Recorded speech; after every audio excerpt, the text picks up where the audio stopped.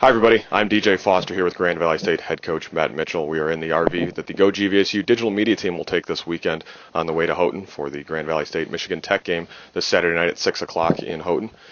Mitch, you've had some time to kind of look over the game film the past couple of days. Did you take anything away from the 46-41 victory over Ohio Dominican that you didn't know previously? Not necessarily anything more. I talked about a little bit in our press conference that defensively the product wasn't good, but the process wasn't bad. I mentioned that we had 51 plays less than 5 yards, and we did have some guys, kind of step up, make some plays. I think Brad Horling continues to improve, and you can see him really stepping up. And some of our inside guys, I thought Ricky Thomas and Hunter Sharneski played pretty well in that game. So still work to be done, but I know the scoreboard looked very similar to the Notre Dame college game, but when we look on the tape, I think we got some guys improving and playing better.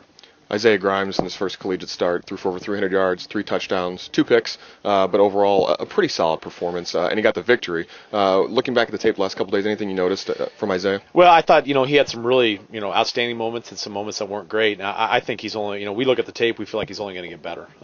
He had some stuff he missed a little bit in terms of, checking things with the protections and where he's supposed to throw the ball, that type of stuff. And then obviously the 2 picks weren't good. He kind of underthrew it. But for actually his first collegiate start, his first time playing, against a pretty athletic defense, he fared well. And so it's, a similar process he went through Heath a little bit. At the beginning of Heath's, sophomore year, he wasn't, made some plays and was good, but at times was not great. I think we're just going to see Isaiah continue to impress and improve us as we move on in the season. Obviously, injuries have been a little bit of an issue the past couple of weeks. Who should we look for kind of have an expanded role this week, both offensively or defensively? Yeah, defensively, we've got to get all of our safeties involved. I thought, Brad Horling has been playing well.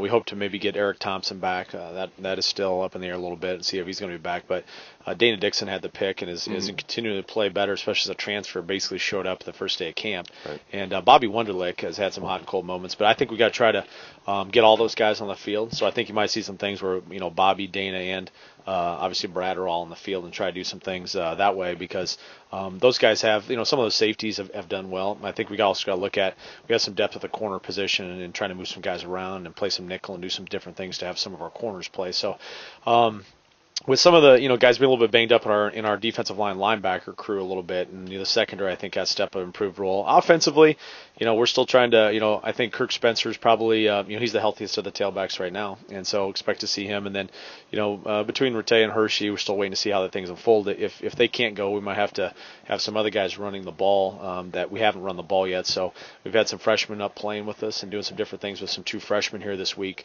There's some talented players, but obviously they have no experience. They've never played a college football game. So we're sorting through the pieces of the puzzle on both sides of the ball when it comes to injuries.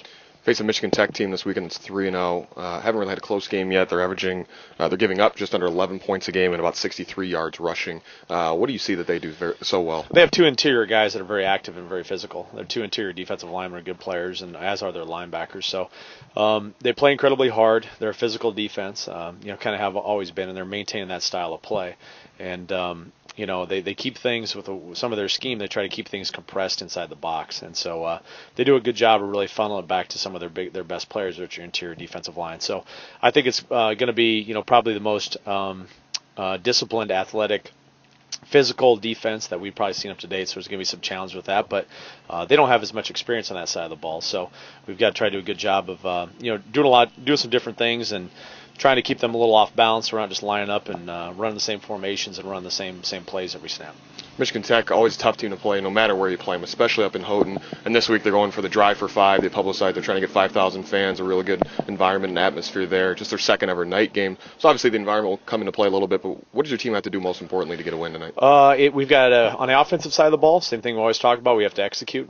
We can't bust any plays and let them get any free plays basically because we're not executing. We've got ball security is going to be critical. There's going to be more collisions there has been in some of these other games. So ball security and then our quarterback making good decisions football. So it's going to turn turnovers execution. Defensively, we got to limit big plays. Brian LaChapelle is a tight end that's very lethal in the passing game.